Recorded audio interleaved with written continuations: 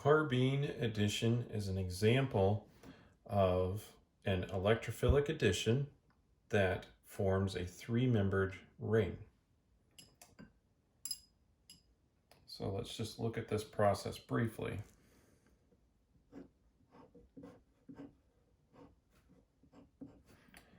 So if we have this cyclic alkene, we've got there, and we add our diazomethane,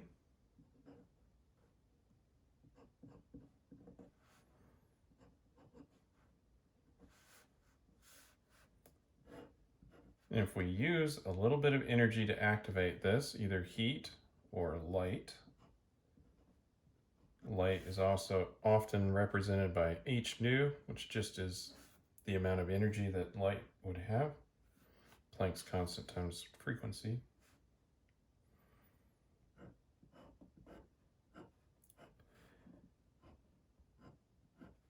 We will have a three-membered ring forming right there,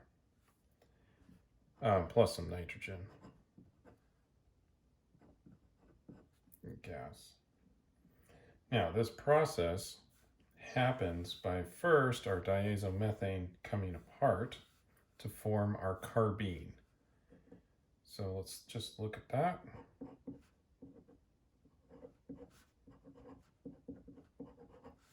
So here's our diazomethane. We've got kind of a negative and positive charge going on here, and when we shine light on this, we can break this particular carbon-nitrogen bond. It's not particularly strong, and we'll form our carbene, which looks like this. This is the methylene carbene, and nitrogen gas, which is a great leaving group because this is going to bubble out of the container. Next, what will happen is we'll have our carbene perform an attack on the double bond here.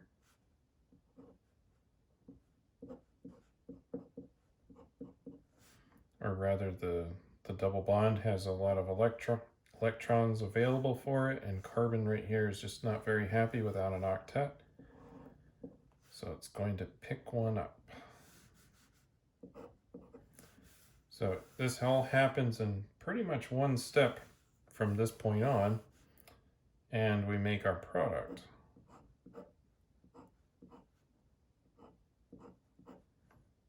Just like that. Now, unfortunately, diazomethane is an explosive. And so an alternative has been devised that is much safer, much more convenient to work with. And that is the Simmons-Smith reaction.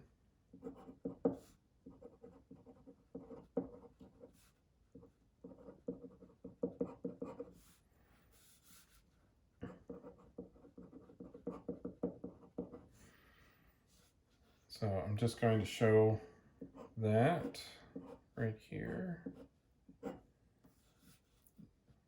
So we start off, we've got this alkene, and our Simmons-Smith reagents include the diiodomethane and diethyl zinc. Now, diethyl zinc is pyrophoric, so if you expose this to air, it will catch on fire. But it's not as explosive as the diazomethane, so it's a little easier to work with. And there are other conditions that you can involve that generate this as the reaction happens, rather than having this pre-made, adding it into the reaction and then having everything go.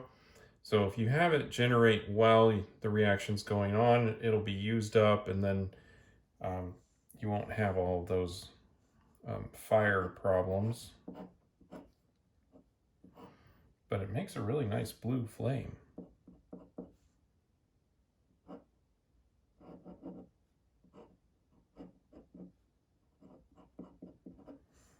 So it will make this compound plus its enantiomer.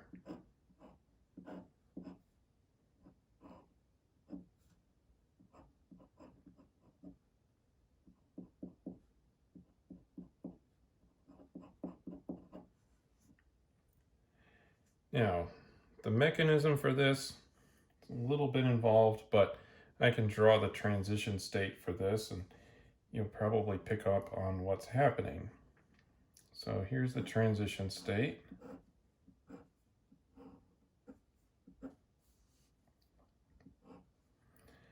So we're going to have that bond starting to break. And I didn't leave myself much room here.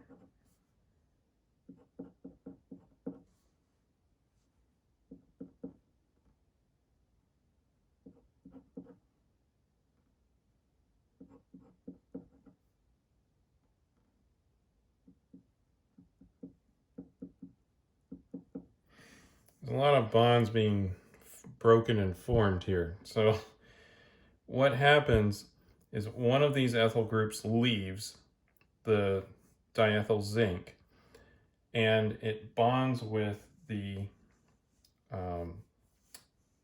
diiodomethane like this.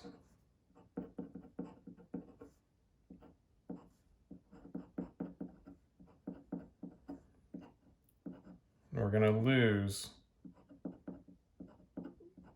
some ETI. So this will just insert itself and substitute for the ethyl group. So then we'll get this.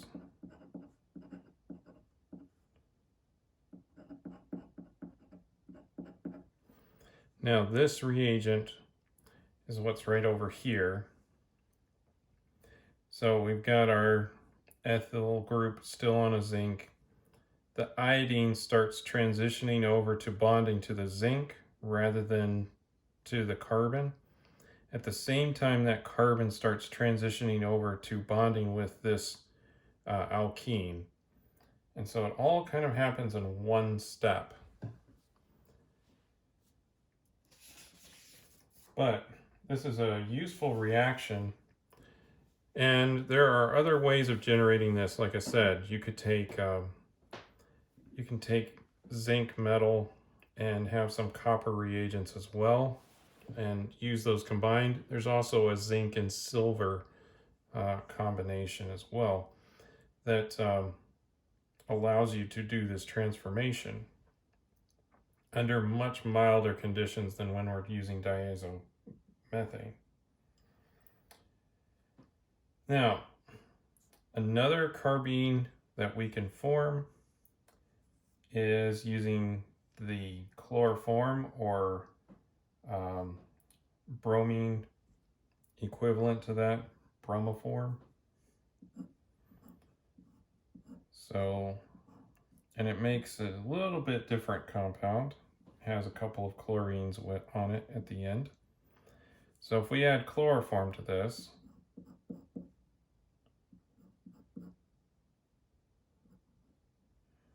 I remember the formula for chloroform. And then we do it under basic conditions. And then we'll have some solvent that won't interfere. So we're going to use dichloromethane.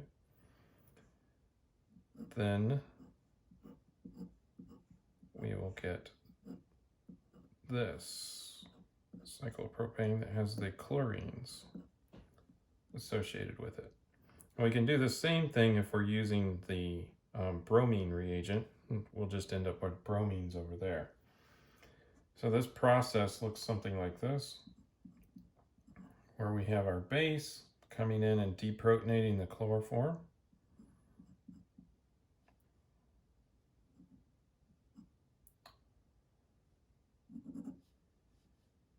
Let's try that again.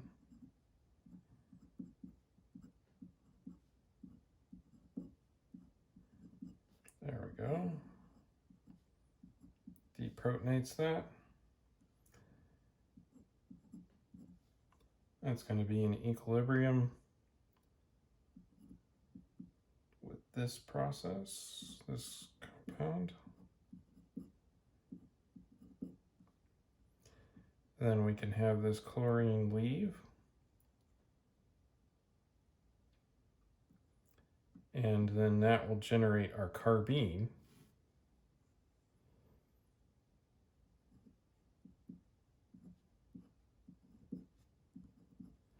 And then the reaction mechanism proceeds very similar to right up here. We'll just have this attack our double bond and the double bond attack that, and we'll form the product. And like I said, we can also do this process with the bromine equivalent to chloroform.